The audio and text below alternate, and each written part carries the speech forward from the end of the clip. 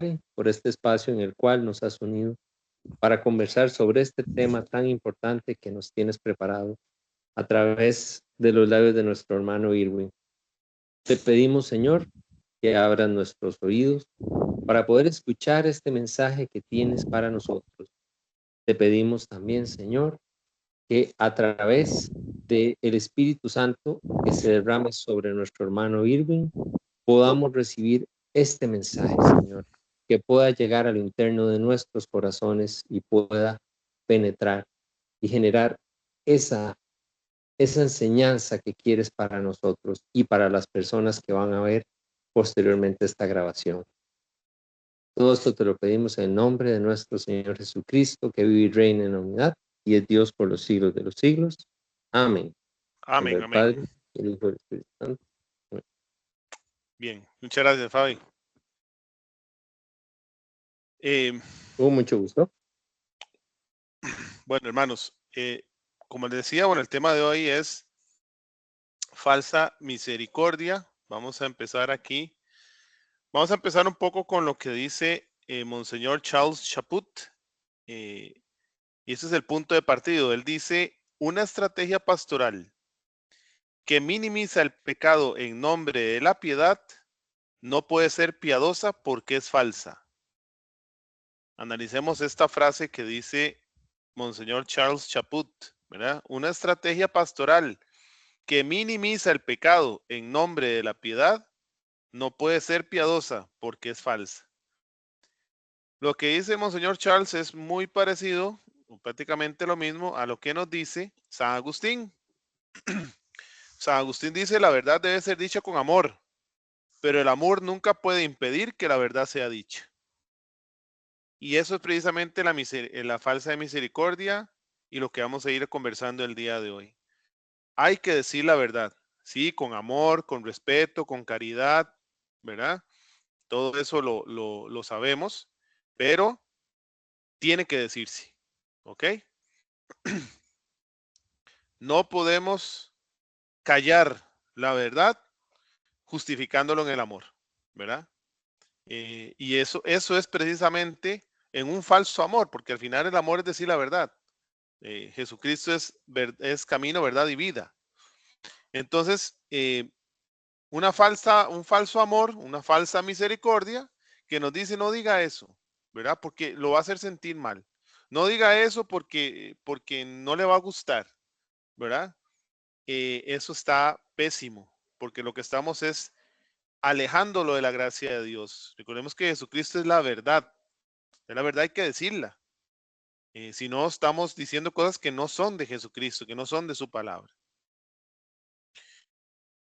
Ahora, vamos por parte. Vamos primero eh, a, a explicar un poco qué es la misericordia, ¿verdad? Entonces, eso es lo primero que debemos ver hoy. ¿Qué es la misericordia? Y es que cuando nos vamos a la palabra misericordia, a su origen etimológico, tiene su origen en dos palabras en latín. Miserere, que significa tener compasión, y cor, que significa corazón. Aquí tenemos 5 puntos, ustedes ahí lo pueden ver. Tenemos 5 puntos de lo que es misericordia. Entonces, en otras palabras, ser misericordioso es tener un corazón compasivo. Eso es ser misericordioso, tener un corazón compasivo, ¿verdad? Compadecerse del dolor del otro, hacer lo suyo el dolor del otro. Por eso decimos que el Señor es misericordioso, porque Él nos entiende. Él se hizo hombre, teniendo condición divina, se hizo hombre y padeció igual que nosotros en todo, excepto en el pecado, y Él sufrió, ¿verdad? Y entonces Él nos entiende y por eso él tiene un corazón compasivo. Él se compadece de nuestra miseria. Eso es un misericordioso. Un corazón pasivo, alguien que se compadece de la miseria del otro y lo hace suyo ese dolor, hace suyo esa miseria, ¿no? Y eso es exactamente lo que Jesucristo hizo. Y Él hace suyo su dolor, Él nos comprende, Él sufrió aquí, Él fue acusado injustamente, y ya vemos su muerte y de muerte de cruz y lo que Él sufrió por nosotros. Pero no solo la muerte de cruz, Él sufrió traición de sus amigos. Él sufrió mentiras que le dijeron. todos esos dolores, ¿verdad? Que Él comprende y Él los hace suyo y Él nos entiende a nosotros hoy en nuestros sufrimientos, en nuestras tensiones, en nuestros estrés, en nuestra debilidad. Él nos entiende y Él es misericordioso. Tiene ese corazón compasivo. Él se entiende y se hace uno con la miseria nuestra. El amor es más fuerte que la muerte y más fuerte que el pecado. Eso es clarísimo, ¿verdad? Dios es amor. Primera de Juan 4:8. Dios es amor. Y Él nos ama y nos ama al extremo que hasta envió a su único hijo para que todo el que crea en Él no muera, mas tenga vida eterna. Evidentemente el amor es más fuerte que la muerte. Jesucristo la venció. Y es más fuerte que el pecado, porque Él en la cruz, viendo, dijo, Padre, perdónalos porque no saben lo que hacen. En medio de ese dolor, una de sus últimas palabras, de las 7 palabras de Jesús, una de ellas fue, perdónalos porque no saben lo que hacen. Definitivamente, el amor es más fuerte que el pecado y más fuerte que la muerte. Y eso es algo que nos debe reconfortar y nos debe llenar de paz, ¿verdad?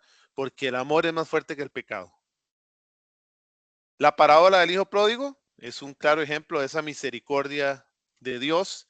En Lucas capítulo 15, versículo 11, el padre, viene el hijo después de haber despilfarrado toda la herencia, de hacer un desastre, y él viene arrepentido y él dice, la mejor cena, la mejor comida, porque aquel hijo que estaba perdido ha vuelto, ¿verdad? No lo condena, no lo juzga, no, nada. Él feliz lo abraza, lo recibe con amor y hace una fiesta por aquel que ha regresado. Eso es la verdadera misericordia de Dios. Dice los salmos que ustedes ven ahí en la pantalla, perdona nuestros pecados, nos purifica y nos pone senderos de santidad ante nuestros pies. Esto es Dios. Pero aquí tenemos una primer clave, hermanos, de lo que es la misericordia, la verdadera misericordia. Perdona nuestros pecados, nos purifica. Pero vean lo que dice el Salmo. Nos pone senderos de santidad ante nuestros pies. Nos pone el camino de santidad. Él nos perdona, Él nos purifica, Él nos recibe con amor, pero nos pone un camino de santidad. Y esto es parte de la misericordia. La misericordia y el amor de Dios no se queda solo en el perdón, solo en la purificación de nuestra alma. No, el Señor nos recibe, nos ama y nos perdona, pero nos pone un camino de santidad y nos dicen, es por aquí donde tienen que ir. Es por aquí lo que tienen que seguir, ¿verdad? Y esto es muy importante también dentro del concepto de misericordia. San Juan Pablo II dice lo siguiente, es preciso transmitir al mundo este fuego de la misericordia. En la misericordia de Dios el mundo encontrará la paz y el hombre la felicidad, dice San Juan Pablo II. Hoy en día, hermanos, ya San Juan Pablo II está descansando en paz, pero lo que dice San Juan Pablo II es actual hoy. Es muy actual, hermanos. Es preciso transmitir al mundo este fuego de la misericordia. Es preciso gritarle al mundo la misericordia de Dios. Dice San Juan Pablo II, solo así el mundo encontrará paz. Hoy tenemos tiempos de muchas guerras, ya no vamos a repetirlas, sabemos a qué estamos refiriéndonos y dónde está la guerra en Medio Oriente y demás. Y básicamente no se entiende la misericordia de Dios. Y la única forma de que usted y yo seamos felices es encontrando esa misericordia de Dios. A veces nos culpamos mucho por nuestros errores. A veces nos cuesta perdonarnos y nos cuesta perdonar. Pero cuando nos encontramos con la misericordia de Dios, cuando nos encontramos que tenemos a alguien ahí que tiene un amor extraordinario, que escapa de nuestro entendimiento y que nos ama de tal manera que siendo todopoderoso se hizo uno como nosotros y murió por mí, que no lo merecía. Cuando uno se encuentra con ese amor y disfruta y saborea la misericordia de Dios, definitivamente el hombre cambia y realmente encuentra la felicidad. Y realmente encuentra como el hijo pródigo, bueno, no, ya estoy harto, aquí no encuentro la paz, estoy revolcándome con los cerdos y allá con mi padre tenía comida fresca, ¿verdad? Y regresar al Padre y regresar a Dios es como como la parábola del hijo pródigo, es regresar a donde me siento amado, a donde no me siento juzgado.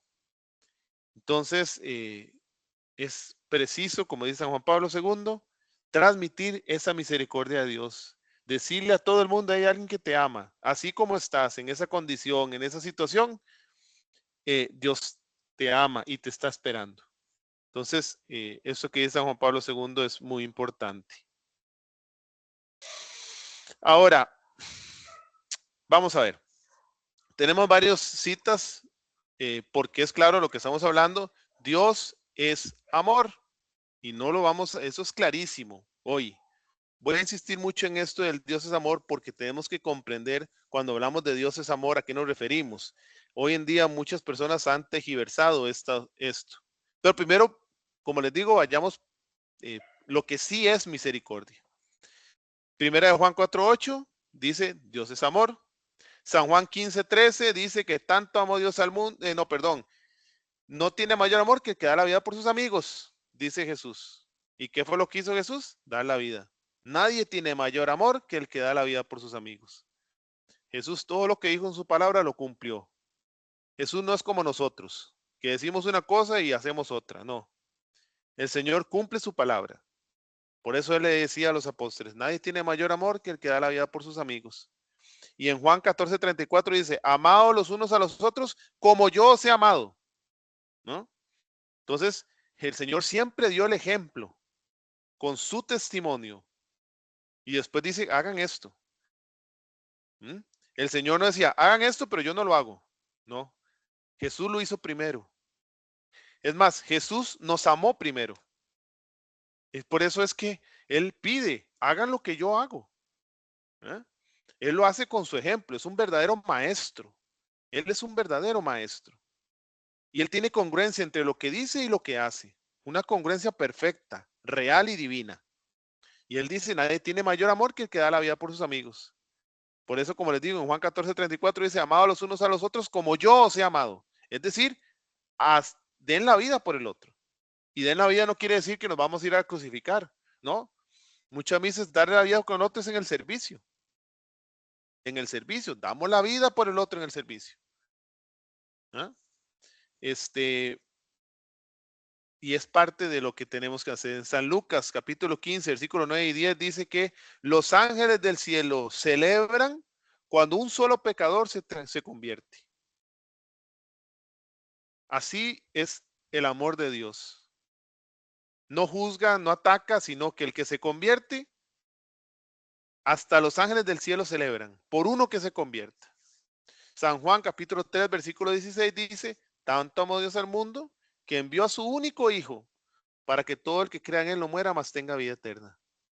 Tanto nos amó Dios que envió a su único hijo para salvarnos. Hasta ahí llega el amor de Dios.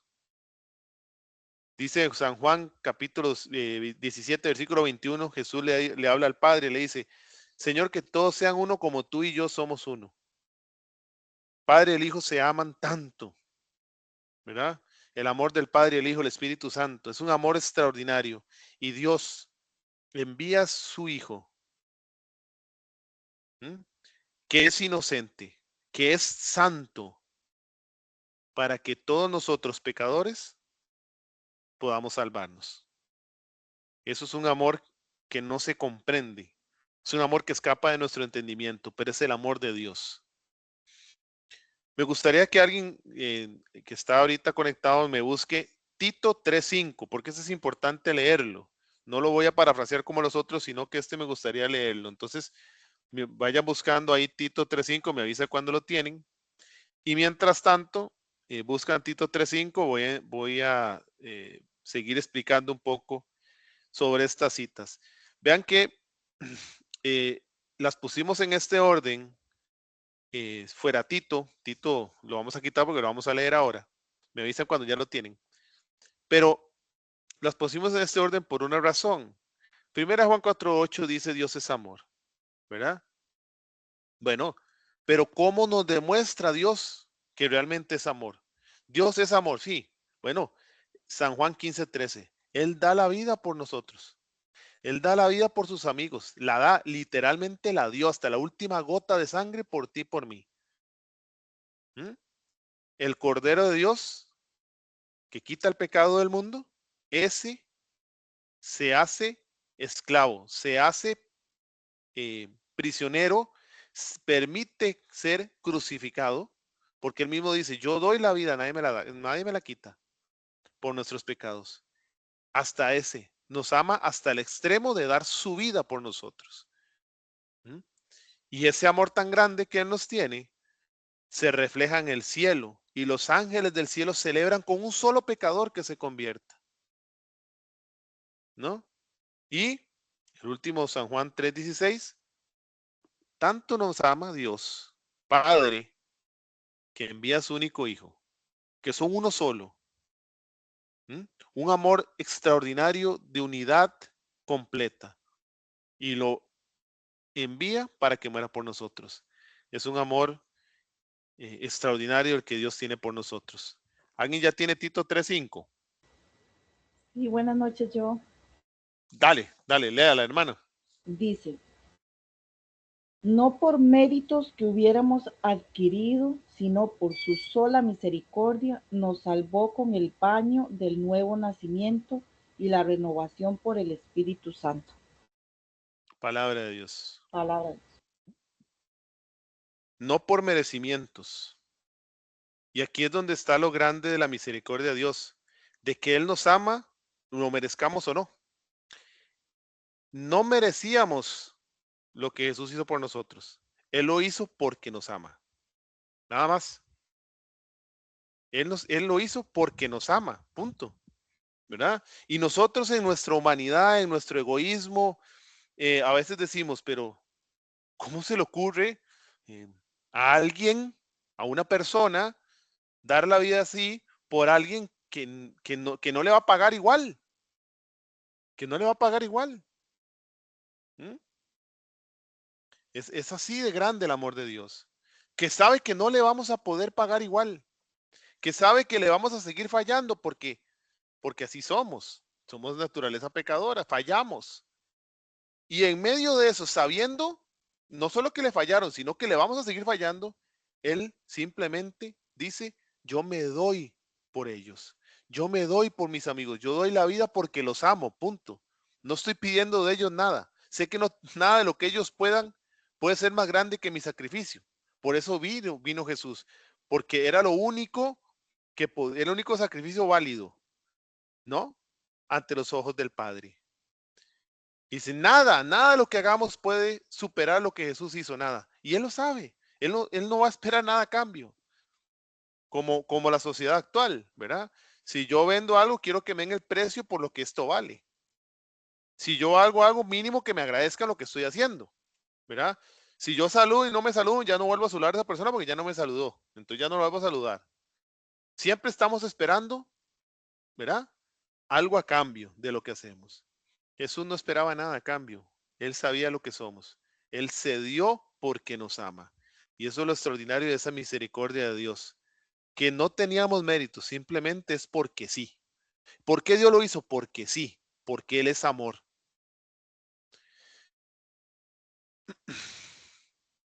Sin embargo, ojo, y aquí ya vamos entrando un poco más al tema.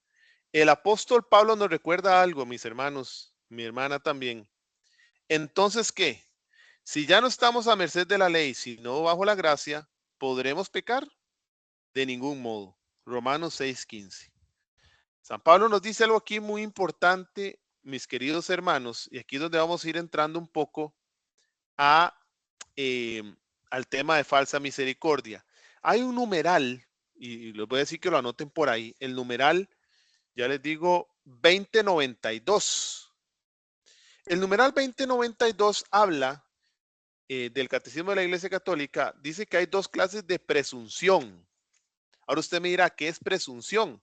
Bueno, presunción se diferencia de la misericordia, porque como estamos hablando ahorita, y esto es algo muy importante, hermanos, la misericordia es el amor incondicional de Dios hacia el pecador.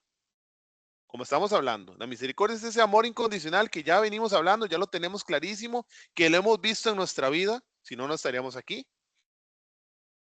El amor incondicional de Dios hacia nosotros pecadores es la misericordia. Pero la presunción que habla el catecismo es una pequeña, gran tergiversación de la misericordia.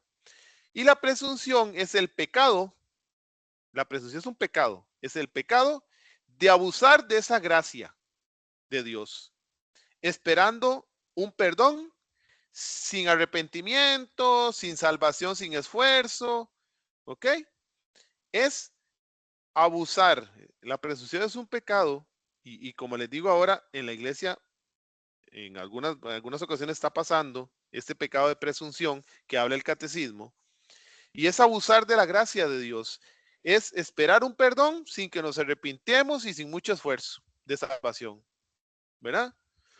Y ahí dice el catecismo que se establecen dos tipos de presunción, de este vicio, ¿verdad? Es un vicio que es opuesto a la virtud teologal de la esperanza. ¿Por qué? Y hay dos tipos de presunción. La primera presunción es la presunción de autosuficiencia, ¿no? Que es la que habla el numeral 2092. Y esta presunción de autosuficiencia es creer que nosotros, tú y yo, nosotros, podemos salvarnos a nosotros mismos con nuestras fuerzas. Que no necesitamos la gracia de Dios ni la ayuda divina. Podemos salvarnos con nuestras fuerzas. Ese es el primer pecado de presunción, el presunción de autosuficiencia. Soy muy carga yo puedo salvarme. No necesito la gracia de Dios. Y la segunda es una presunción, podríamos decir, de la misericordia. Y aquí es donde este es el que quiero enfatizar. Este pecado de presunción de la misericordia es esperar el perdón de Dios. ¿Bien? Es parte de la misericordia, es esperar ese perdón de Dios, pero sin tener ninguna intención de cambio de vida, ¿verdad? O pecar pensando en que Dios es bueno y me va a perdonar. Esos dos son los dos tipos de pecado. Me quiero quedar con el segundo. Y este es muy peligroso, hermanos. Es muy peligroso. El catecismo lo dice así, el segundo. Voy a leerlo textualmente. Presume de la omnipotencia y de la misericordia divina, esperando obtener un perdón sin conversión y la gloria sin mérito. Ese es el segundo. Esa presunción que va en contra de la verdadera misericordia. Y ahí es donde estamos entrando a la falsa misericordia. Esperar el perdón de Dios, pero no tenemos ninguna intención de cambio. O pecamos pensando que, no, Dios es bueno y me va a perdonar. No, no me preocupa. Esa es la presunción. Un pecado grave. Y San Pablo, perdón, voy a devolverme un momentico. San Pablo, eso es lo que nos recuerda. San Pablo nos hace un llamado a tener cuidado de ese pecado de la presunción que habla el catecismo, ¿no? No estamos bajo la gracia, pero no podemos pecar. No porque estamos bajo la gracia, entonces ya, como dicen nuestros hermanos no católicos, hay que decirlo, ¿verdad? Recibe al Señor Jesús, ¿verdad? Y lo profesas con tu boca, declaras que Jesucristo es el Señor, lo recibes en su corazón y listo, ¿verdad? No, no es así de fácil. San Pablo dice, el que persevera hasta el final, ese se salvará. Ahora sí, bueno, ya hablamos un poco de lo que es la misericordia. Viene lo que San Pablo nos advierte. ¿Y qué es la falsa misericordia? Y esta imagen que ustedes ven ahí me encanta, ¿verdad? Porque es un lobo vestido de oveja. La falsa misericordia no se muestra fea. Evidentemente se toca nuestro sentimentalismo y se oye como algo bonito, hermano. Por eso es que es tan atractivo, porque se oye como algo bonito. Mira, esto suena bien. Sí, sí, esto es claro que sí, es que Dios es amor. Entonces, eh, nos muestran cosas que uno dice, no, pero sí, es que Dios es amor.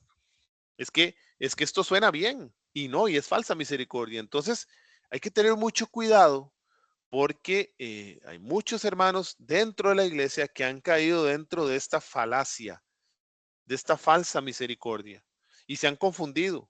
Y lo que están haciendo más bien es alejándose de la gracia de Dios. Es como ese lobo vestido de cordero, como está la imagen. ¿Qué es la falsa misericordia? La tentación del demonio viene disfrazada de misericordia. La falsa misericordia se alimenta, podríamos decir, hermanos, del sentimentalismo, del individualismo, del hedonismo y del relativismo, ¿verdad? Se exacerba, se pone de primero el sentimentalismo. Entonces, como les digo, toca las fibras sentimentales y uno dice, ay, no, sí, es que pobrecito, es que eso tiene razón, es que no es justo, ¿verdad? Y ojo, cuidado cuando decimos que no es justo, porque esa palabra en la parte espiritual, en la parte de fe hay que tener mucho cuidado. Es que eso no es justo. Un momentico. El juez es Dios. No soy yo, ni son ustedes. El juez es Dios. El Señor es Dios, ¿verdad? Lo que es justo o no es Dios quien lo establece, no soy yo. Entonces, ¿sabes? Es que eso no es justo. Entonces tú eres Dios. Entonces tú me vas a decir a mí lo que es justo. No, hay que tener cuidado con esto, ¿verdad? Pero bueno, vean que estamos en una línea delgada. Esto es un tema interesante. El sentimentalismo, el hedonismo, que es como el placer como fin último. El individualismo, primero yo, segundo yo y tercero yo. Y si queda espacio para mí. Y el relativismo, ¿verdad? De que todo es verdad. Es depende de cómo se vea, ¿verdad? Y es lo que dice el punto 3. El hombre no acepta la ofensa que se le hace a Dios con la maldad y crea una misericordia falsa, en la cual la maldad y el pecado no son absolutos que ofenden a Dios, sino que son relativamente aceptables si examinamos sus causas, ¿verdad? Este punto 3 es fundamental. El punto 3 que ustedes están viendo ahí, hermanos, eso resume la falsa misericordia. No se acepta la ofensa a Dios. Yo no reconozco que ofendí a Dios, no. ¿Por qué? Ah, no, porque es que yo hice eso y verá, entonces, ¿por qué pasó eso? ¿Por qué hice esto? No, vamos a revisar las causas. Yo hice esto porque tenía una causa justificada, ¿no? Y entonces nos justificamos y relativizamos la doctrina de Cristo. Relativizamos la verdad. Relativizamos la misericordia, ¿verdad? Y entonces hay que tener mucho cuidado. No, es que, eh, típico ejemplo, es una mentirita blanca, ¿verdad? Voy a decir una mentirita blanca. Hermano, mentira es mentira. No hay mentiras negras y mentiras blancas. Es mentira, ¿no? Y yo miento, entonces es mentira, pequé, es una mentira, ¿verdad? Podemos hablar de pecados veniales o pecados más graves también, pero es un ejemplo claro, ¿verdad? Que nos pasa, y me incluyo, nos pasa mucho, ¿verdad? Es una mentirita blanca, no, mentira. Es una ofensa a Dios, mentira. No, no, la tratamos de relativizar. No, pero es que tenía que decirlo, tenía que decir esta mentira porque si no iba a venir un mal mayor, ¿verdad? No, mentira es mentira. No, no, no podemos eh, eh, entonces justificarlo con una causa X que creemos que es correcta para justificarnos de que no ofendía a Dios. La sociedad ha llegado a la cima de la corrupción, por eso llama lo bueno lo que es malo y malo lo que es bueno. Bueno, desgraciadamente hoy en día, hermanos, esto que estoy leyendo acá es una realidad. En la sociedad actual en la que vivimos, se le llama a lo bueno malo y a lo malo bueno. Y hay miles de ejemplos. No me voy a parar en los ejemplos porque sé que ustedes tienen millones de ejemplos de esta realidad, de esta corrupción que tenemos en la sociedad. Por eso es importante, como decía San Juan Pablo II, como dice San Agustín, hay que mostrar la verdadera misericordia de Dios. Hay que mostrar la verdad con amor, pero la verdad, la verdad. No se le puede llamar a lo bueno malo ni a lo malo bueno. Hay que mostrar lo que es bueno, bueno, y llamar a lo que es malo, malo, y con sus nombres. La misericordia falsa es una disculpa por desobedecer bajo un pretexto aparentemente bueno, ¿no? La misericordia falsa es una disculpa para desobedecer bajo algo que supuestamente o aparece bueno. Por eso el punto 1 dice que la tentación del demonio viene disfrazada de misericordia, ¿verdad? Entonces nos justificamos o justificamos un acto en nombre de la misericordia, porque es un acto que pareciera bueno. Y ahí es donde se nos confunde y se nos quiere confundir en una sociedad actual y en algunas ocasiones por personas incluso dentro de la iglesia que quieren disfrazar un pecado Y hoy en este tema, hermanos, vamos a hablar de los pecados con el nombre que son. Quieren disfrazar un pecado como algo bueno. O justificándolo con un pretexto de que para no afectar o no hacer un mal mayor, entonces mejor hacemos esto. Eso es un poco lo de la falsa misericordia. Pero ¿qué nos dice el Señor? ¿Qué nos dice el Señor? Me encanta, y para para explicar este tema, me encanta el pasaje del Evangelio de San Juan, capítulo 8, cuando habla con la mujer adúltera. ¿Mm? No lo vamos a leer, pero vamos a hacer un poco vamos a explicar un poco, a parafrasear un poco esta cita. Yo sé que ustedes se la conocen y la saben, pero vamos a explicar un poco. Resulta ser que está una mujer que fue sorprendida en adulterio. Llegan los escribas y fariseos y llaman a Jesús y le dicen, la ley dice que hay que apedrearla. Como ven en la imagen, el Señor se hinca, escribe algo sobre el piso y les dice a cada uno de ellos, quien esté libre de pecado, que tire la primera piedra. ¿Mm? Uno a uno, todos se fueron yendo, ¿verdad?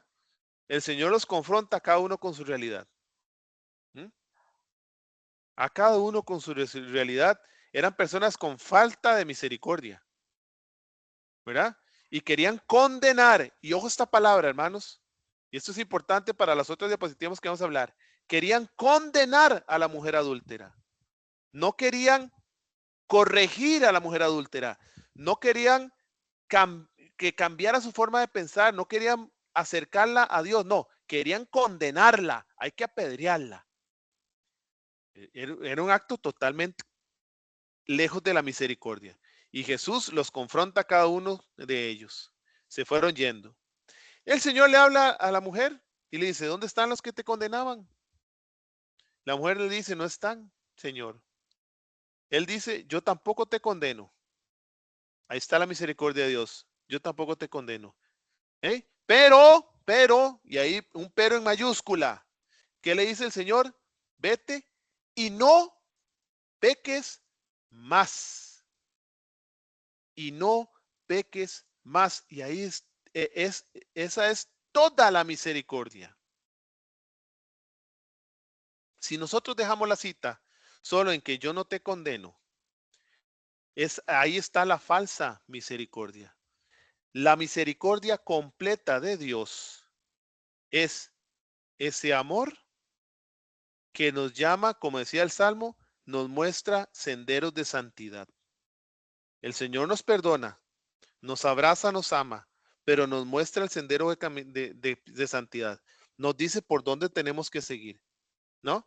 Para que no vuelvas a andar mal, para que no vuelvas a revolcarte con los cerdos, haz esto, nos dice el Señor. Entonces el Señor, esta es la misericordia y ahora sí, completa. No te condeno, pero vete y no peques más. Una vez estábamos en una formación con un diácono, no voy a decir nombres, pero un diácono, y estábamos hablando un tema por allí. Y él sacó esta cita y decía esto, ¿no? Un tema controversial que estábamos hablando que tiene relación con misericordia. Y él sacó esta cita y él decía, convenientemente, me parece muy, muy grave lo que hizo, pero entonces él agarró y dio la cita hasta ahí. No te condeno. ¿Verdad? Y él seguía hablando porque era el que estaba exponiendo y yo no te condeno y el Señor no condena y el Señor aquí y no sé qué. Y yo tomé la palabra, ¿verdad? Él lo que no sabía es que había personas formadas ahí en ese curso o en esa formación que estaba dando, como las que estamos aquí, ustedes y yo reunidos, que somos personas que nos estamos formando, que queremos realmente conocer lo que la iglesia enseña, no falsas doctrinas, no falsas misericordias. Y yo tomé la palabra y le dije, hermano, te faltó en esa cita. El Señor le dije, vete y no peques más. Sí, bueno, pero no puedes ser absolutista, me decía él. Digo, no. Evidentemente, porque entonces él me decía, ella va a volver a pecar. ¿verdad? Y le digo, sí, sí, bueno, estamos claros, pero el Señor se está refiriendo al pecado específico del adulterio. El Señor lo que le dice a ella es, no peques más, es corta con ese pecado de adulterio, ese pecado mortal, corta con él. A eso se está refiriendo el Señor. Y eso es parte de la misericordia. Nos recibe, no nos condena, nos ama, pero nos exige, nos dice, hey, este es el camino correcto, tienes que dejar eso. Eso que te estaba haciendo daño por lo que viniste hacia mí, eso que te está maltratando, que te está destruyendo, que por eso me buscaste a mí, tienes que dejarlo ya. Eso es parte de la misericordia de Dios. Vete y no peques más. Eso es muy importante. ¿Qué es lo que pasa en la iglesia? ¿Qué ha pasado, por ejemplo? Vemos el caso en España. En España, por ejemplo, la constitución política es de 1978. ¿Y qué es lo que pasa cuando nosotros como iglesia no alzamos la voz? ¿Qué pasa cuando nosotros tenemos y se nos da esa permitimos que pasen las cosas que están pasando hoy en la sociedad? Vean que se crea la ley del divorcio, luego se crea la ley del aborto, ¿no? Y aquí se utiliza falsa misericordia. Es que, no sé, es que, ¿qué pasa? Estos son bueno, el tema del aborto creo que se toca en este curso de Apologética 2, o ya se tocó, no sé, creo que se toca más adelante, entonces no voy a adelantar. Muy interesante, hermanos, muy interesante. Ojalá sigan en el curso para que cuando se hable sobre la apologética del aborto lo vean. Pero muy hábilmente, políticos y no políticos, personas que toman decisiones, dicen, es que, ¿qué pasa si una niña de 14 años es violada? Y entonces ese niño y es un peligro para la vida. Eso ya está normado en Costa Rica. Pero entonces utilizan algunas falacias de argumentación, algunas falacias y mentiras para confundir, porque lo que quieren es meter el aborto. No, no, no, pero metamos el aborto solo en casos de violación, ¿verdad? Y dice, bueno, y un cristiano puede decir, bueno, hey, el mal menor está bien, solo por, hermanos, usted abre la puerta y ya después es con 24 semanas. Luego que recién nacidos, luego que inclusive a los 9 meses ya lo puede matar. Hermanos, hay que tener mucho cuidado con esto. No se puede abrir ni una rendija, pues usted le permite una rendija al demonio y él se mete a robar, matar y destruir. En España se permitió la ley del aborto, se permitió el adoctrinamiento de ideología de género y ya está la eutanasia. Creo que hace un poco hubo un caso, no me acuerdo del nombre, mi esposa sí, no me acuerdo ahorita del nombre, de una muchacha que quería matarse y era de España, me parece. Una noticia muy importante. Noelia ya me dijo, me está escuchando. Y ella quería matarse, la mamá no quería y ella decidió matarse y el gobierno le permitió, sí, bueno, mátese, ¿verdad? Porque usted ya no quiere vivir y usted es dueña, entonces mátese, no importa, mátese. Y ahí a eso hemos llegado, ¿verdad? Y a eso ha llegado España. Y podríamos decir, eso no va a pasar en Costa Rica. Hermanos, sí puede pasar. No podemos permitirlo. Y por eso tenemos que estar atentos a cualquier ley que quiera promoverse, ¿verdad? Hay grupos políticos, no voy a decir nombres, pero hay grupos políticos en Costa Rica que están a favor del aborto. No podemos permitirlo. Que está a favor del adoctrinamiento de nuestros niños. Que a los 12 años pueda decidir si es hombre o mujer, por Dios santo. No podemos permitirlo. Y tenemos que estar atentos como cristianos de que esto no pueda pasar, no pase en Costa Rica. Ejemplos de falsa misericordia dentro de la iglesia. El cardenal Casper fue uno de los que promovió mucho la comunión a personas vueltas a casar. Y este es un tema álgido, hermanos. Este es un tema complejo en la iglesia, ¿verdad? Yo les decía ahora, toca sentimentalismos, ¿verdad? Toca realidades de personas. Yo lo sé, toca realidades de personas. Pero la verdad es una y la iglesia lo enseña. Cardenal Casper dice lo siguiente, vean qué lindo suena lo que dice Cardenal Casper, porque suena lindo, ¿verdad? Suena muy misericordioso.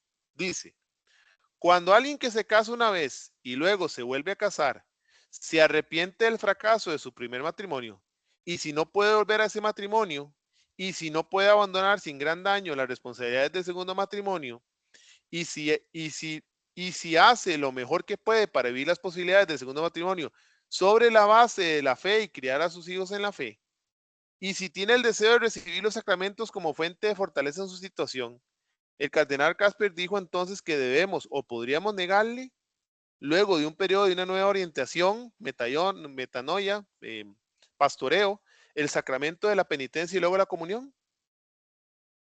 Esto dice cardenal Casper. El padre James Martin, un padre, y me voy a permitir dar esta frase, hermanos, con mucho respeto al padre, pero es un padre nefasto para la iglesia. Hay que orar mucho por el padre James Martin, pero mucho, hermanos, hay que orar por este padre.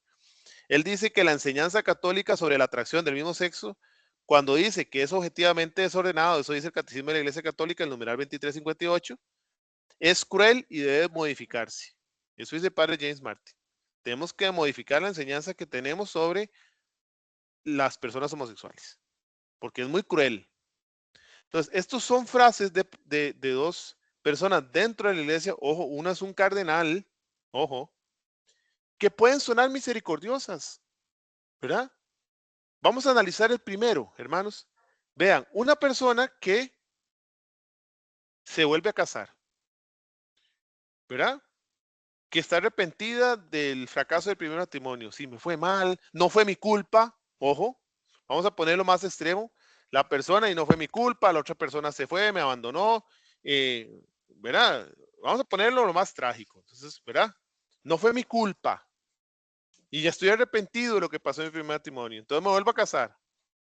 Y ya no puedo alejarme de este primer matrimonio porque ya tengo una vida con esa segunda persona, tenemos hijos y los quiero criar en la fe católica y quiero que sean buenos católicos, ¿verdad? Y tengo un deseo tan grande de recibir los sacramentos porque reconozco que los sacramentos son la gracia invisible del Dios visible. Entonces yo tengo muchas ganas, pero estoy vuelto a casar y no fue mi culpa.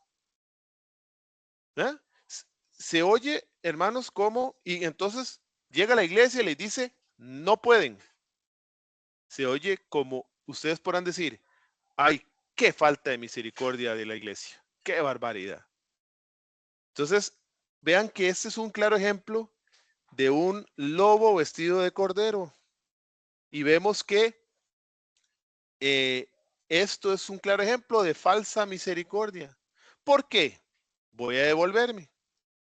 Hermano, hay mecanismos, si usted hace los mecanismos correctos, ¿verdad? Y permite a la iglesia, que es madre y maestra, es la iglesia que fundó el Señor, que es guiada por el Espíritu Santo, porque así el Señor lo prometió, que en Juan 14:26 él dice, yo me voy a ir, pero el Padre les enviará en mi nombre el Espíritu Santo, ¿no?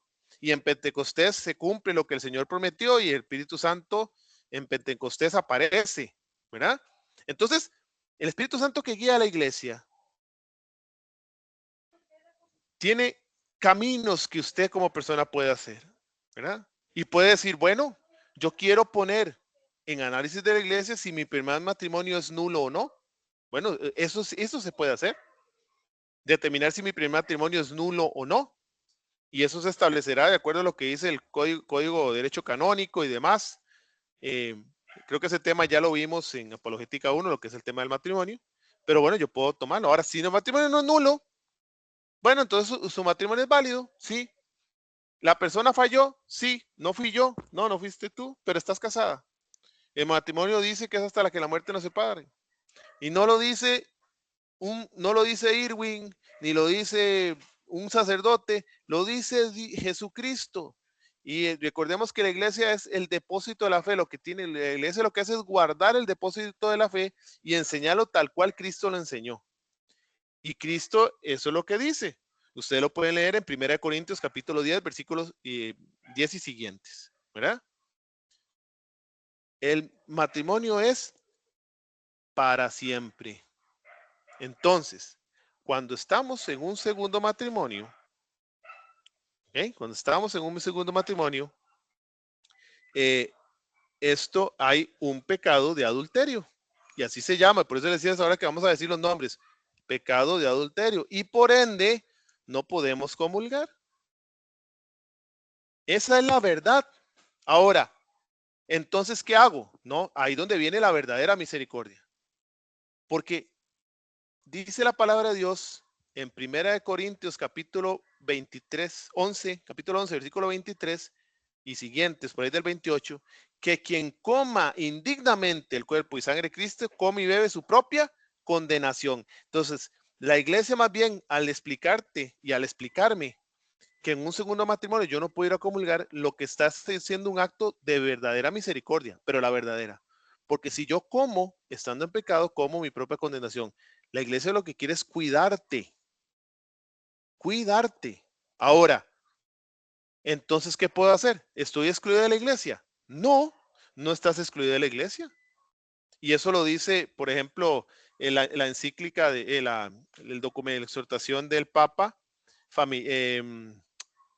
la exhortación del Papa Francisco, Amoris Laetitia, ¿verdad? Él explica ahí muy bien lo que pasa. No estás excluido jamás. Las personas vueltas a casar pueden participar de la iglesia, pueden participar en grupos de la iglesia, ¿verdad? Pueden vivir la vida eclesial perfectamente, no pueden comulgar.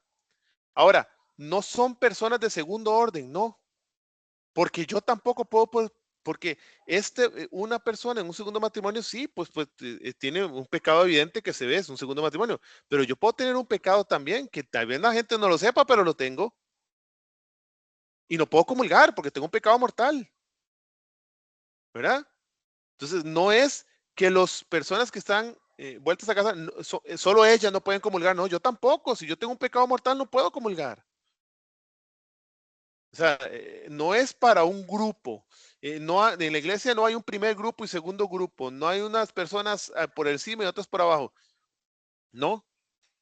Todas tenemos que estar en gracia de Dios para poder comulgar, punto. Cualquier persona, cualquiera. ¿Verdad? Ahora, la iglesia en ningún momento, y ustedes eso lo van a ver, y esa es la diferencia que tiene la iglesia católica con cualquier otra denominación cristiana, eso sí se los puedo asegurar. La iglesia nunca va a condenar a nadie. Es más, si ustedes ven, la iglesia declara santos, pero nunca ha dicho que tal o cual van para el infierno. La iglesia nunca dice y nunca va a condenar a nadie, porque eso es algo exclusivo de Dios. La iglesia sí puede decir quién quién está en los cielos, quién va a estar en los altares cuando lo declara santo, pero nunca va a condenar a nadie. Así que eh, la iglesia incluye a todos y la iglesia no condena a nadie. Y eso es la verdadera misericordia. Pero así como incluye a todos nos dice la verdad a la luz de lo que Cristo enseñó. Y bueno, lo del padre James Martin, evidentemente, pues no hay mucho que decir, ¿verdad? Hay que orar mucho por este padre porque realmente es un padre que le está haciendo mucho daño a la iglesia con lo que está haciendo y lo que está enseñando, ¿verdad? Es una persona que apoya todo el movimiento LGTBQ y tergiversa gravemente. Vean lo que está diciendo, que hay que modificar lo que enseña lo que dice el catecismo, o sea, eh, es muy grave. Entonces, bueno, aquí son ejemplos, uno más complejo que el otro, pero de lo que es falsa misericordia. Ahora, la misericordia, una explicación desde la óptica de la iglesia. Ya estuvimos, ya lo expliqué un poco con estos dos temas específicos del padre Casper y del cardenal Casper y de James Martin, pero vamos a profundizar un poco en la de misericordia como una explicación desde lo que enseña la iglesia. Hermanos, primero hay que recordar una cosa. A veces creo que se nos olvida que nosotros tenemos dos testamentos. Tenemos el Antiguo y tenemos el Nuevo Testamento.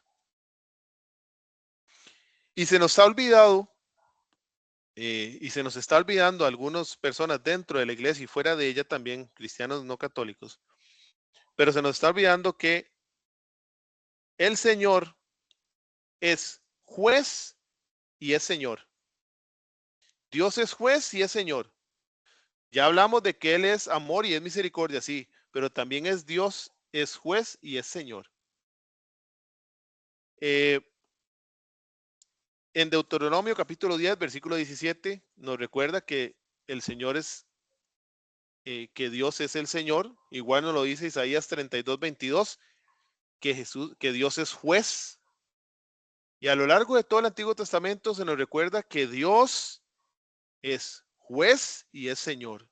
Incluso el profeta Isaías en el capítulo 44, versículo 6, dice, Yahvé Dios dice, yo soy el primero y el último, fuera de mí no hay ningún Dios. ¿Ok? Inclusive en Filipenses capítulo 2, versículo de 9 al 11, dice que el Señor Jesucristo es el Señor y que toda rodilla se tiene que, al nombre de Jesús, toda rodilla se doble y grite que Jesús es el Señor para gloria de Dios Padre. Entonces Dios es el Señor. ¿Y por qué digo esto? Porque en algunas ocasiones queremos hacer a Dios nuestro siervo, no nuestro Señor. Entonces queremos que Dios actúe o diga lo que yo quiero oír. Es que no me parece justo. Recuerdan lo que les decía de eso de que no me parece justo, que hay que tener cuidado en el tema espiritual o religioso cuando hablamos de lo que no me parece justo, porque estamos cayendo en nosotros siendo Dios. Es que a mí no me parece justo que, bueno, a ti no te parece justo, pero Dios lo vio justo, ¿verdad? Entonces, a veces se nos está olvidando de que sí, el Señor es amor y es misericordia, pero también es Dios y es juez, ¿verdad? Y dentro de su justicia nos va a juzgar. Entonces, que es una justicia también divina, es una justicia llena de misericordia, pero Él es el juez y Él es el Señor y tenemos que darle ese lugar a Dios como Señor, ¿verdad? Entonces, pero a veces nos cuesta y a veces tratamos de hacerlo nuestro siervo y entonces queremos cambiar cosas porque no nos parece justas a la luz de nuestra perspectiva. No entendemos que la sabiduría de Dios escapa de nuestra inteligencia. Él es el primero y el último, fuera de él no hay otro Dios, dice Isaías 44:6. Entonces, a veces se nos olvida y caemos y queremos hacer un Señor o un Dios siervo, no un Dios Señor, no un Dios juez, no un Dios rey, sino un Dios siervo. Entonces, que diga o que, no, que esto no me parece justo, mejor lo cambiamos, ¿verdad? O esto que dijo Dios, no, esto ya está obsoleto, tenemos que modernizarnos, ¿verdad? Entonces estamos convirtiendo a Dios en nuestro siervo, a que haga y diga lo que yo creo. Y por eso hay que tener cuidado y hay que recordar que en la Biblia hay dos testamentos y que es el mismo Dios hoy, mañana y siempre. Así que el Dios misericordioso, el Dios que entregó su vida por nosotros, el Dios que curó enfermos, el Dios que comió con pecadores, el Dios que le dijo a la adúltera, no te condeno, no peques más. Ese Dios de amor es el mismo Dios que creó el cielo y la tierra.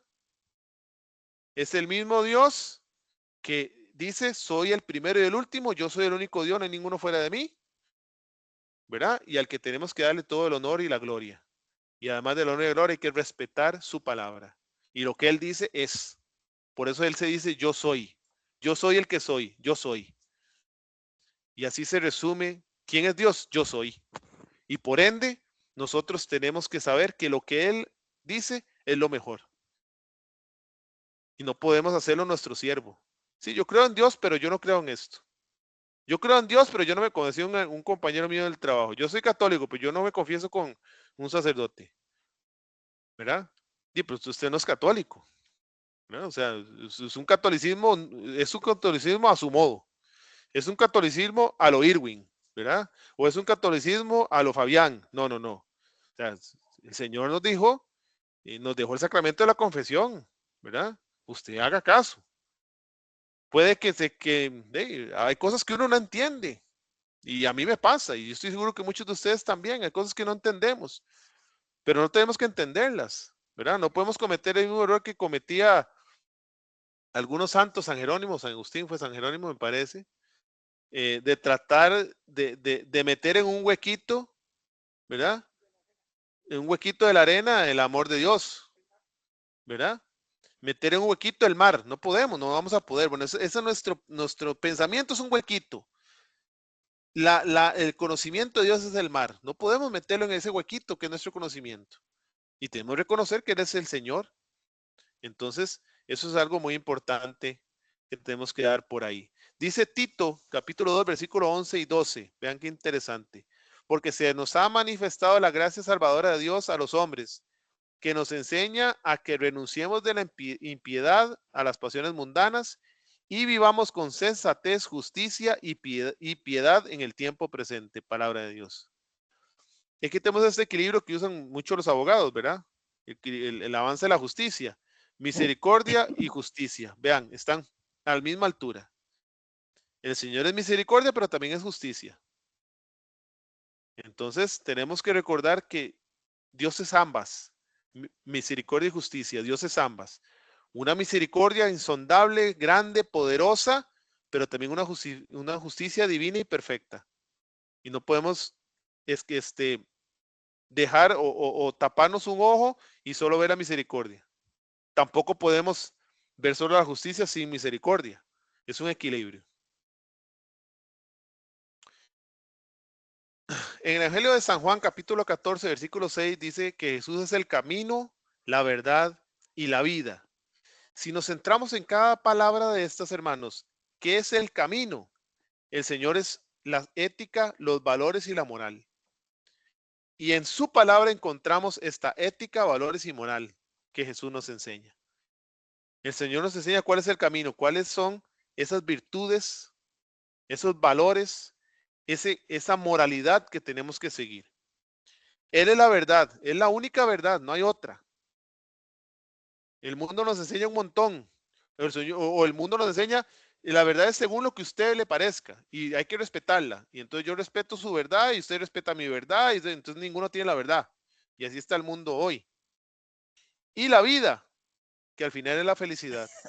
Y nosotros tenemos una esperanza. Dice Romanos 5 que la esperanza no falla, porque el amor de Dios ha sido derramado en nuestros corazones por el Espíritu Santo que se nos ha dado. Nosotros tenemos esa esperanza que no falla, porque tenemos el amor de Dios en nuestros corazones, porque tenemos ese Espíritu Santo que se nos ha dado del bautismo. Y esa esperanza es que, a pesar de las dificultades, a pesar de los problemas que tengamos en la vida actual, nosotros tenemos una promesa de Dios y es una vida eterna, junto con los ángeles y los santos. Entonces, esa esperanza es la que nos llena de vida, no solo aquí, sino que la ventaja es que tenemos una vida eterna. Entonces, Jesús es el camino, la verdad y la vida. ¿Cuáles son las justificaciones de la falsa misericordia, hermanos? Y aquí es algo muy importante. No sé si a ustedes estas son frases típicas. Yo estoy seguro que a ustedes les ha pasado. No me juzgue porque a mí lo único que me juzga es Dios. Usted no es Dios para juzgarme. No sé si ustedes les han dicho esa frase o ustedes han escuchado esa frase. Es más, probablemente hasta la hayamos dicho en algún momento nosotros, ¿verdad? Es que a mí no, usted no tiene por qué juzgarme, a mí solo me juzga Dios.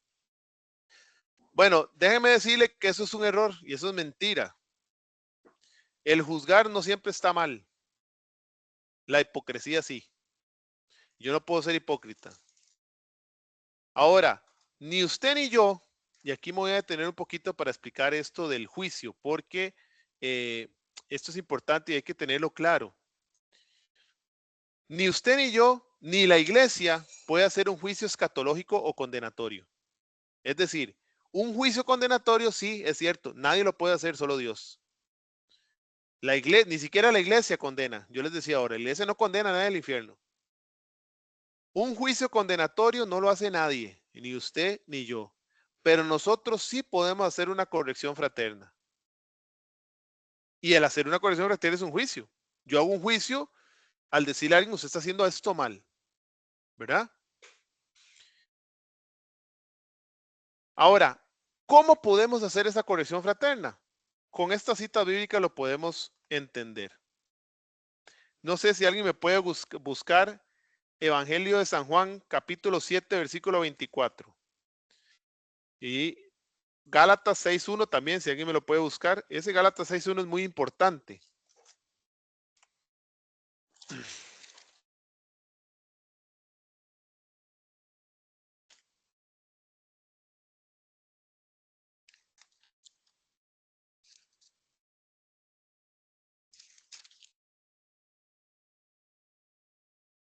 Juan 7:24, si alguien lo tiene.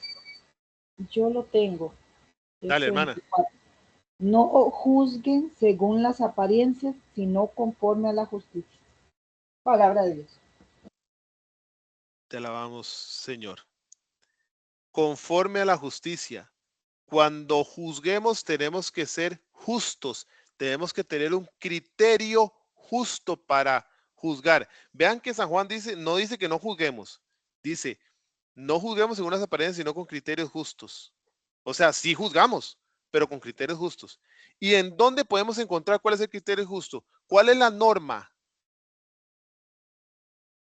¿Cuál es la norma con la que podemos decir hacer un juicio justo? Decir, hey hermano, estás actuando mal, o hey hermano, estás actuando bien. ¿A partir de dónde? ¿Cuál es nuestra norma? A través de la palabra de Dios. Recuerden qué significa canon, una vara, norma. Esta es nuestra norma.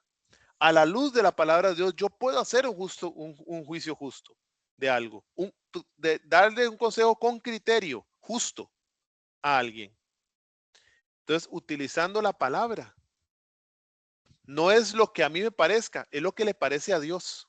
Y a partir de ahí, yo puedo hablar con un hermano y corregirlo. Ese es el criterio justo, no según las apariencias. A veces lo hacemos según las apariencias o según lo que yo creo. No, es que yo creo que eso está mal, le voy a decir que está mal. No, pero es que no importa lo que usted crea. ¿Qué dice Dios? Y nosotros, esta es nuestra norma. ¿Cómo podemos corregir a un hermano? ¿Cómo podemos hacer un juicio o juzgarlo o decirle, hermano, estás mal? A través de la palabra. Y esta es nuestra norma. Gálatas 6.1 dice lo siguiente, esta la voy a leer yo, hermanos. Vean que esto es importantísimo. Dice, hermanos, si alguno es sorprendido en alguna falta, repito, hermanos, aquí nos habla San Pablo a nosotros. Si alguno es sorprendido en alguna falta, vosotros, los espirituales, corregidle con espíritu de mansedumbre. Voy a repetir esto, porque esto es lo importante, es el segundo punto, de acuerdo a lo que es cómo podemos hacer la corrección fraterna. Ustedes o vosotros, los espirituales, corregidle con espíritu de mansedumbre. Pero cuidado, que también tú puedes ser tentado. Ayudaos mutuamente a llevar vuestras cargas y cumplid así la ley de Cristo. Palabra de Dios. Hermanos, aquí viene el segundo punto. Tiene que ser con un criterio justo, o sea, con un criterio según la palabra, no según lo que yo crea que es bueno o no. Porque yo también soy pecador y yo fallo. Es según la palabra. Ahora, cuando vamos a corregir, tú que eres espiritual, ¿m? Tú que entiendes y que eres espiritual, tú y yo que entendemos, tenemos que hacerlo con un espíritu de mansedumbre. Y esto es importantísimo, hermanos. Espíritu de mansedumbre, es decir, hacerlo con humildad. Con humildad. Muchas veces, y tenemos que tener ese cuidado, cuando tratamos de hacer una corrección desde un espíritu de soberbia, ¿no? Y podemos caer como en la parábola aquella del publicano y el fariseo, ¿verdad? Que entraron al templo y el fariseo decía, Dios, gracias porque yo no soy como este, ¿verdad? Y el publicano decía, ten piedad de mí porque soy un pecador. Y decían, ¿cuál sería justificado? Decía Jesús, el publicano.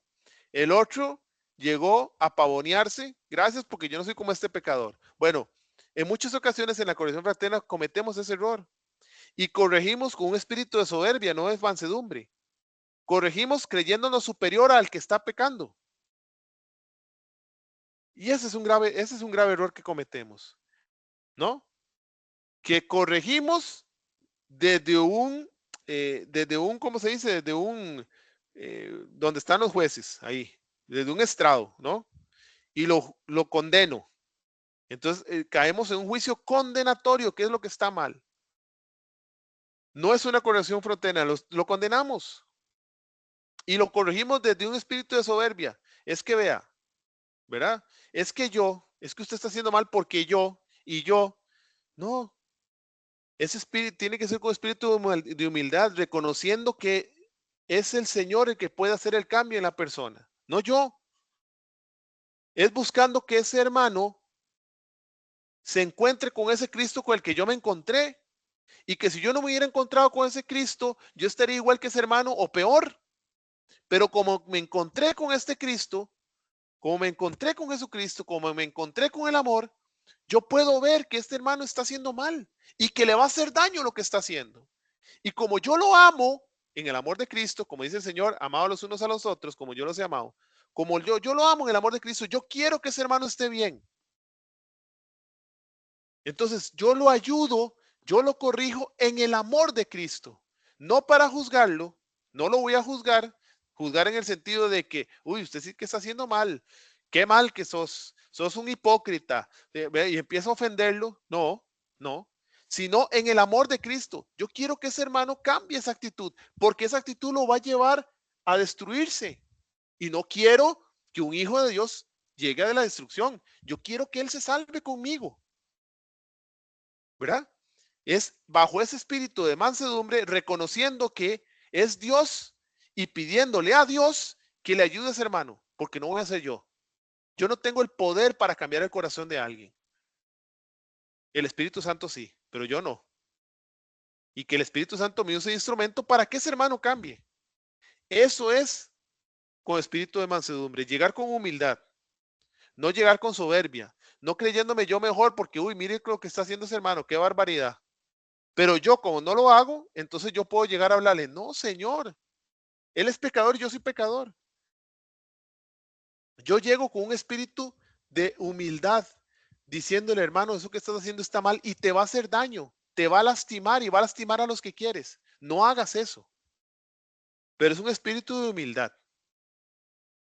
no desde la soberbia. Hay un ejemplo muy claro con nuestros hermanos no católicos.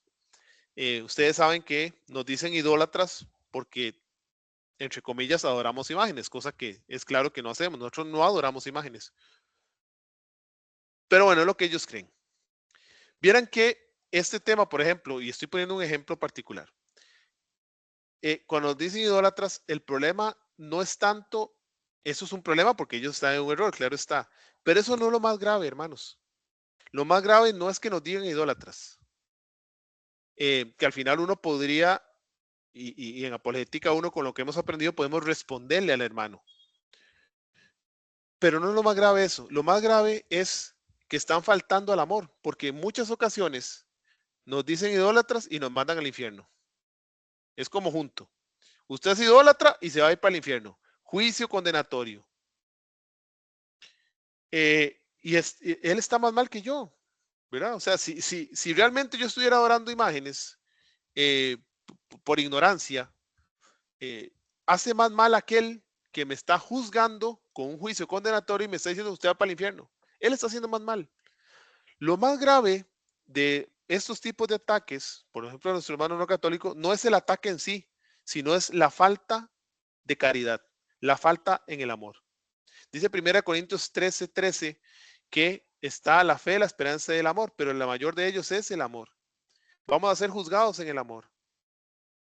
Y en muchas ocasiones muchos hermanos nos tildan de idólatras, lo cual está mal, pero lo más grave es que después de tildarnos de idólatras van para el infierno. Ahí está lo grave, se falta el amor y se establece un juicio condenatorio del cual no tienen derecho a hacer. Solo Dios tiene derecho a condenar. Ese juicio escatológico o condenatorio yo no lo puedo hacer. Y ahí es donde faltamos al amor, ahí. Y eso pasa mucho. Entonces, no es que yo no pueda corregir a mi hermano, es que lo único que me juzga es Dios. No, yo no te estoy condenando. Yo más bien quiero darte un consejo para que no te condenes, ¿verdad? Entonces esa es la diferencia, pero de que yo puedo corregir a un hermano, lo puedo hacer con un criterio justo, o sea, a la luz de la palabra y con un espíritu de humildad, no creyéndome mejor que él. no creyéndome mejor que Él, porque no soy mejor que Él. También está la epístola de Santiago, capítulo 5, versículo 19, que dice algo muy importante. Porque si realmente uno no pudiera corregir a nadie o no pudiera decir nada, vean lo que dice Santiago. Hermanos míos, si alguno de vosotros se desvía de la verdad y otro le convierte, sepa que el que convierte a un pecador de su camino desviado, se salvará de la muerte y cubrirá multitud de pecados. Palabra de Dios. No solo es bueno corregir. La corrección fraterna no es solo bueno para el hermano, es bueno para mí que corrijo. Porque aquel que convierte a un pecador de su camino desviado se salvará de la muerte y cubrirá multitud de pecados. Entonces, este tema de que el único que juzga a Dios, bueno, es un poco de soberbia de aquel que está mal y no quiere ser corregido, ¿verdad? Pero el que corrige tiene todo el derecho de corregir. Y la corrección fraterna también lo vemos en Mateo capítulo 18, versículo 15 también, que habla de la corrección fraterna. Otra justificación, este igual es un pecador. Cuando se habla de la confesión, que ya lo hablamos, ¿verdad? Y el Señor le dio el poder de atar y desatar a los apóstoles y a sus sucesores. Lo vemos en Juan capítulo 20 y en Mateo 18. Entonces, ojo, cuidado. En la confesión es algo que el Señor nos enseña y no podemos ser soberbios. Si yo no me confieso con otra persona, el Señor nos mandó a que estos en persona en Cristo, en ese momento no es sacerdote, es Cristo el que te está perdonando los pecados. Otra frase, Dios es amor, la iglesia está abierta a todos. Claro que sí, y esto es cierto. Dios es amor, la iglesia está abierta a todos. Claro que sí, la iglesia está abierta a todos. Pero la iglesia es madre y maestra. Y como madre nos reprende y nos aconseja. Hermanos, los que somos papás o los somos mamás, nosotros amamos a nuestros hijos sobre todas las cosas. Los amamos. Y porque los amamos, a veces los tenemos que castigar, a veces los tenemos que regañar, a veces los tenemos que reprender, ¿verdad? Tenemos que sacar el tiempo para aconsejarlos y decirles, estás mal, estás muy mal criado, qué sé yo, ¿verdad? Cosas que pasan en el día a día en la familia, ¿verdad? Eso está mal, eso que hiciste no se hace. Bueno, la iglesia es madre y como madre hace exactamente lo mismo con nosotros. Lo mismo. Y eso es algo muy importante. Sí, la iglesia es para todos, pero como es para todos y como es una madre, ella no hace distinción de hijos. Para la iglesia todos somos importantes y como todos somos importantes, a todos nos aconseja y si hay que reprendernos, pegarnos una regañadita, pues también nos pega una regañadita. Porque quiere que nos salvemos. La misión de la iglesia es crear santos y que seamos santos y podamos llegar al cielo.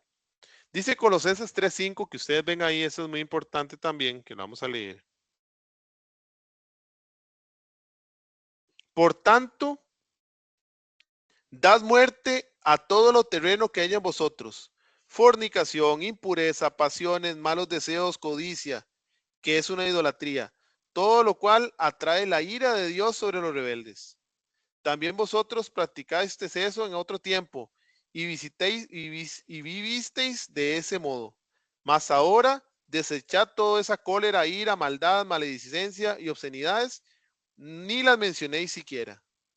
No os mintáis unos a otros, pues os habéis despojado del hombre viejo con sus obras y os habéis revestido del hombre nuevo, que se ve renovado hasta alcanzar un conocimiento perfecto según la imagen de su creador. Palabra de Dios.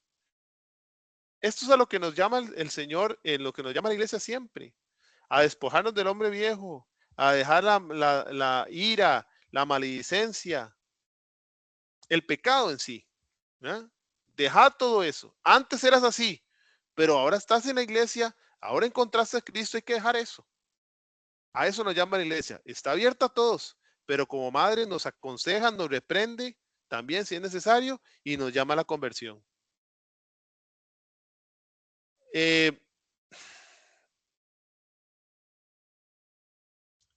Esto sería, digamos, lo del tema de hoy, hermanos. Un poco, esto de la falsa misericordia es sumamente difícil, por les digo, a veces hay cosas que se oyen muy bonitas, pero al final hay algo escondido ahí que nos hace alejarnos de la gracia de Dios. Yo les preparé aquí, espero que, bueno, muchas gracias. Y antes de pasar a preguntas o demás, vamos a repasar un poco lo aprendido. Entonces me gustaría que participaran conmigo aquí. Voy a hacer unas pequeñas preguntas, a ver si todo esto lo dijimos todo esto lo dijimos en la presentación. ¿Cuál es la cita bíblica que menciona la frase Dios es amor?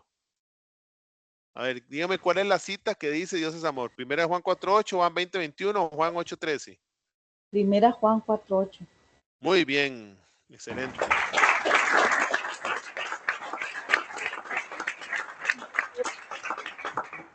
Pregunta 2. ¿Qué es la misericordia? Aceptar al otro sin exigencias, aceptando todo. Compadecerse de los sufrimientos y miserias de nosotros, de nosotros sus criaturas, o consentir las exigencias del otro. ¿Cuál es la misericordia? ¿Qué es misericordia? ¿La 1, la 2 o la 3? La 2, diría yo. La 2, excelente. Oye, correcto. La 2. Pregunta 3. ¿Cuál es la cita que menciona que Jesús es el camino, verdad o vida? Juan 15:13, Juan 14:6 o Juan 8:1. No se vale buscar en internet, ¿verdad? Es que esto lo hacemos en presencial, entonces es más fácil ver que no hacen trampa, ¿verdad? Pero bueno. Juan 15:13, Juan Aquí estamos 14:6. a pura memoria. Pura ¿Sí? memoria. Sí, pura memoria. Creo que es Juan 14:6, la 14, segunda. ¿no? Juan 14:6, excelente. No, sí. Pusieron atención.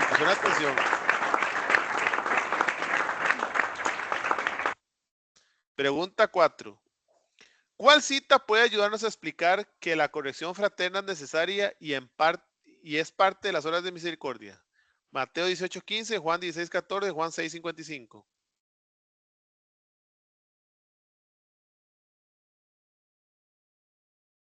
¡Tananán!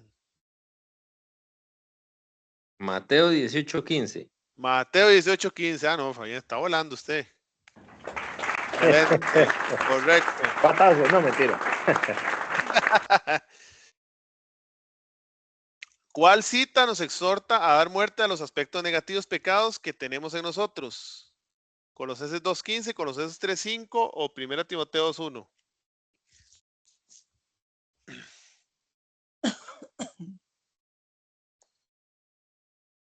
El reloj. No recuerdo, pero creo que es la primera de Timoteo. Ay, no. Colosenses 3:5. Ajá. Colosenses 3:5 es. Colosenses 3:5. Pero bueno, 4 de 5 está muy bien. 4 de 5 está muy bien. Bueno, esa era un ejercicio como para repasar algunas citas bíblicas que es importante como tenerlas ahí fresquitas. Y también para hacer un poco más interactivo, más vacilón. Bueno, esa sería, digamos, para el tema de hoy. No sé si tienen alguna pregunta, alguna observación o algo que quisieran agregar. Saskia, sí, dime. Sí, señor, es que tengo una duda. Con Dígame. respecto a estos sacerdotes que usted mencionó, bueno, el cardenal es sacerdote, yo nunca he podido comprender por qué, o sea, es que hay situaciones donde los sacerdotes pues no pueden ir contra la doctrina, porque pues es que es una cuestión de analizar, ¿verdad? Dentro ya del magisterio. Sí, Entonces yo claro. no he podido comprender, digamos, todo lo que ha sucedido con los sacerdotes y obispos alemanes, lo que ha sucedido con James, por qué la iglesia o los que están a cargo de esto, digamos, más arriba del magisterio, no sé si los exhortan o no los exhortan, si les llama la atención o no les llama la atención, pero siento que andan por ahí muy libres, haciendo lo que les parece y no enseñando la doctrina como es su obligación, de acuerdo a lo que adquirieron su sacerdocio. Yo no comprendo por qué la iglesia la siento como que ha sido como muy ha permitido que esta gente se exprese y como que jale a muchos laicos. Entonces, no comprendo por qué o no los han exhortado o si los han exhortado, porque ellos continúan con estas situaciones. O sea, si están fuera de doctrina, lo que quieren supuestamente poner, como usted lo decía, como falsa misericordia. Ay, Saskia, vea. Esa pregunta me la he hecho yo también. Yo creo que no te tengo como una respuesta clara. Lo que sí te voy a decir es lo que yo he discernido. Vamos a ver. Yo tengo la fe porque Cristo, nosotros tenemos claro una cosa. Cristo no miente. Cristo es Dios. Y si Cristo es Dios, Él hace lo que dice que va a hacer. Y lo puede hacer. Amén. Eso es así. Jesucristo en el Evangelio de San Mateo, capítulo 18, versículo 16, 17, dice, las puertas del infierno no prevalecerán contra la iglesia. Entonces, nadie va a poder destruir la iglesia. Ni desde adentro, ni desde afuera. Nadie. Porque Cristo lo prometió. Entonces, aun cuando haya personas dentro de la iglesia confundiendo, aun cuando haya personas fuera de la iglesia, que hay un montón que quieren ver a la iglesia destruida, nadie va a poder. Y eso es una premisa que tenemos que saber porque Cristo lo prometió. Y tenemos que, como nosotros que creemos en Cristo y tenemos fe, sabemos que eso no va a pasar. Primer punto. Entonces, aunque hayan estas personas enseñando cosas dañinas, nosotros tenemos en la iglesia, gracias a Dios, la iglesia tiene un magisterio. ¿Ok? Entonces, ni usted ni yo podemos tener la excusa de que es que me confundieron. No, tenemos un magisterio. Y está el catecismo de la Iglesia Católica que encierra lo que la Iglesia enseña. Aquí está. El catecismo está como a la luz de la palabra, sale el catecismo y el catecismo resume la doctrina católica. Y aquí la tenemos y la tenemos todos a la mano. Entonces, ningún sacerdote, ningún cardenal, por más cardenal que sea, me va a poder a mí sacar de la doctrina de Cristo, porque el magisterio es uno. ¿Ok? Y si alguien enseña algo contrario al magisterio, yo simplemente lo tomo como mentira. Eso es una ventaja que la iglesia tiene. Que eso no lo tienen otras denominaciones.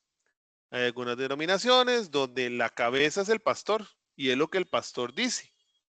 No hay un magisterio. La máxima autoridad en la iglesia X es el pastor. Qué complicado, porque si yo no estoy de acuerdo con el pastor, salao. Aquí tenemos un magisterio que tiene el depósito de la fe. El magisterio ni siquiera dice el mismo catecismo que el magisterio guarda la fe, la custodia y la enseña. O sea, ni siquiera la cambia. El magisterio no puede cambiar lo que ya recibió. Lo recibe, así como lo recibe, lo enseña. Entonces tenemos la seguridad de que lo que estamos recibiendo es lo que Cristo enseñó. Y eso es lo que yo quiero seguir. Punto número 2. Punto número 3. Yo creo que, Saskia, y te digo, yo tengo, y en conversaciones aquí con mi esposa y dentro del mismo dentro del mismo ministerio, nos hacemos la pregunta que usted me acaba de hacer. ¿Por qué no se hace nada? ¿Verdad? ¿Por qué no se censura a esta persona? ¿Por qué no se excomulga? ¿Por qué? ¿Verdad? O sea, nosotros también tenemos a veces esas consultas. Pero lo que tenemos que hacer, yo creo que lo que nos toca a nosotros, Saskia, es cuidar nuestro corazón, cuidar nuestra fe, seguir la verdadera doctrina de Cristo, custodiada en el magisterio de la iglesia. Y las personas que salgan por ahí enseñando cosas que no son, que no nos confundan. Y quien tiene que tomar las decisiones con esas personas no somos nosotros. Y confiar otra vez en Jesucristo, que nos dijo en su momento, yo me voy, pero mi Padre les enviará el Espíritu Santo. Y saber que el Espíritu Santo guía a esta iglesia y que hay cosas que no comprendemos, pero el Espíritu Santo las permite, por algo será, ¿verdad? Nosotros, y es lo que te puedo responder, porque ese ha sido el decidimiento, pues yo también he tenido mucho conflicto con lo que vos expresabas. Yo pienso exactamente igual que vos, que a veces yo digo, y salen noticias que digo, pero esta persona, ¿por qué no la sacan de la iglesia ya? ¿Verdad? Bueno, pero es que también yo hablo desde mi humanidad, ¿verdad? Inclusive a veces hablo desde el enojo. Y bueno, yo creo que lo que nos toca es eso, es cuidar nuestro corazón, cuidar el corazón de los nuestros, enseñarles y enseñar y formarnos como lo están haciendo ustedes, formarnos en la correcta doctrina de la iglesia, en la correcta doctrina de Cristo, para que nadie nos confunda. Como dice 2 Pedro 3:16, que hay algunos ignorantes que tuercen las escrituras para su propia perdición. Bueno, no permitir que esos ignorantes nos hagan perdernos a nosotros, formarnos en la fe correctamente y dejar y orar por la iglesia. Es lo que nos toca. Y esperar que el Espíritu Santo, que sabemos y tenemos la fe que guía a esta iglesia, pues la siga guiando y que Dios sabrá qué va a pasar, ¿verdad? Al final, sabes que hay una realidad y hay muchas personas podrán zafarse, podrán escaparse, entre comillas, de la justicia humana, pero no se van a escapar de la justicia divina. De esa no se escapa nadie. Y estábamos hablando ahora, misericordia y justicia. De la justicia divina no se escapa nadie. Y todos esos sacerdotes que están enseñando falsa misericordia, que están enseñando cosas contrarias a la doctrina de Cristo, a la enseñanza de la iglesia, van a tener el día de su juicio que dar cuentas de lo que hicieron. Entonces, al final, nadie se escapa, porque todos vamos a morir. Todos vamos a estar frente al tribunal de Cristo. Yo creo que tal vez uno podrá pensar, se están saliendo con la suya y nadie les dice nada. Cuidado, hay un juicio del que no escapamos y tendrán que dar cuentas a Dios. Lo que nos toca es orar por ellos. Ana, está el micrófono apagado.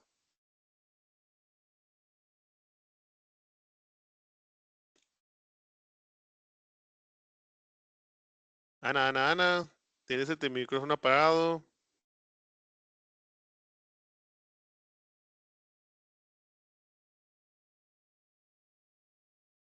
Ana María es. Bueno, mientras resuelve lo del micrófono, doña Ana, Saskia tiene otra vez. Dime, Saskia. Sí, yo tengo muy claro, era para continuar, tengo muy claro lo que usted, todo lo que dijo. Realmente es que eso es lo que tengo muy claro. Y sé que Sí. la iglesia prevalecerá hasta que Jesucristo vuelva. Amén.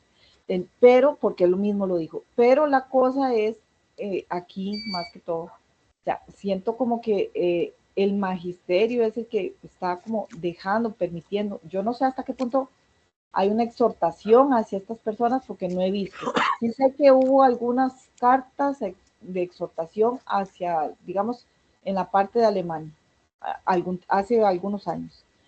Pero bueno, cada quien de ellos continúa con eso. Digamos, para mí no es nada confuso, o sea, ellos no me confunden a mí. Al contrario, lo lamento su pensamiento, su forma de ver las cosas, lo lamento por ellos porque realmente están desubicados o sea, con la doctrina del Señor. No, ni siquiera estamos hablando solo de la iglesia, sino con lo que el Señor nos enseña.